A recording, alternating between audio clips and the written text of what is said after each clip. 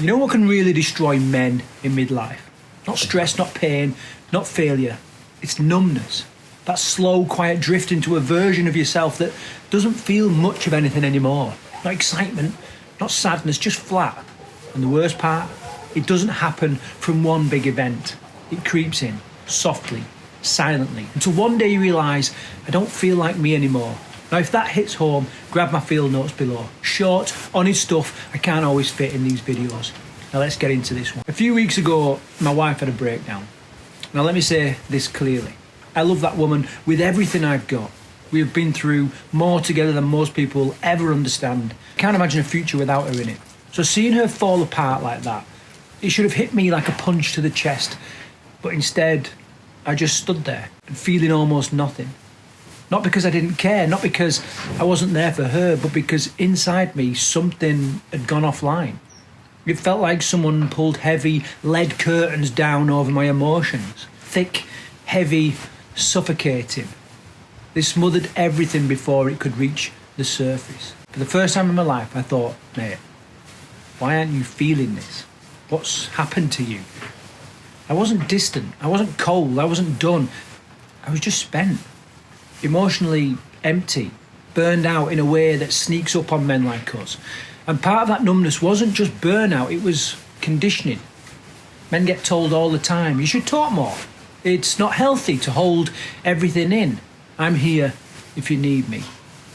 But the second you show emotion, raise your voice, you're too angry. Eyes well up, you're too soft. Stand firm and you're too aggressive. Go quiet, something's wrong with you. It's like playing emotional whack-a-mole. No matter what you express, someone's ready with a mallet. So slowly, without even realising it, you learn that the safest thing to feel is nothing. Numbness becomes a survival strategy, predictable, controlled, quiet, until the day you need your emotions.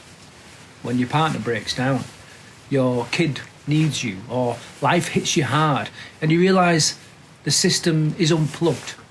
Here's the truth men don't talk about. Most of us don't get crushed by one big traumatic event. Midlife usually doesn't hit like a bomb. It hits like erosion, one ignored feeling at a time, one just crack on moment at a time, one quiet surrender at a time. You become functional but flat, reliable but empty, strong but disconnected. Your reactions disappear, your spark fades, your future feels blank. That's numbness, and it's dangerous because it feels normal. So here's how I started reconnecting, using the same framework I built for finding my edge. And weirdly, it works for emotion too. It's like the ECU in your car, the brain of the whole system. If it becomes disconnected, the engine still runs, but nothing responds right. This framework reconnects the system. E, evaluate. I had to be brutally honest. Body, back on track. Mind, shut down. Mission, foggy. Connection, thin. You can't reconnect something you won't admit is unplugged.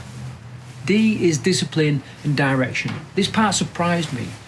Emotional connection isn't about talking more, it's about consistent daily practices that open the system again.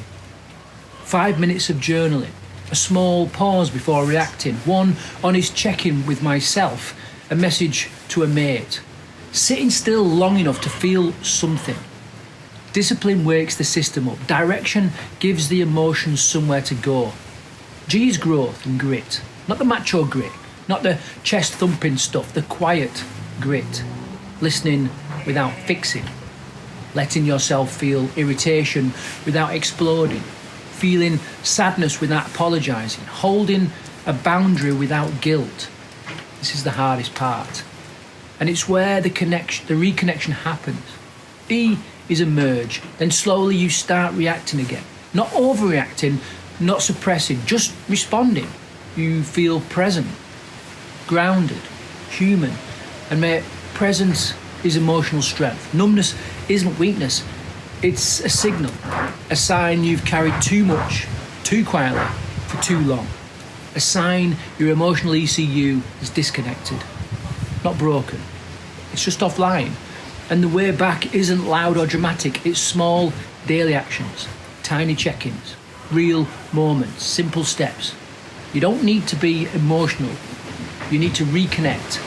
Now, if this hit home, grab the field notes below. One short reminder each week to help you fight the drift, stay sharp, and keep your emotional engine plugged back in.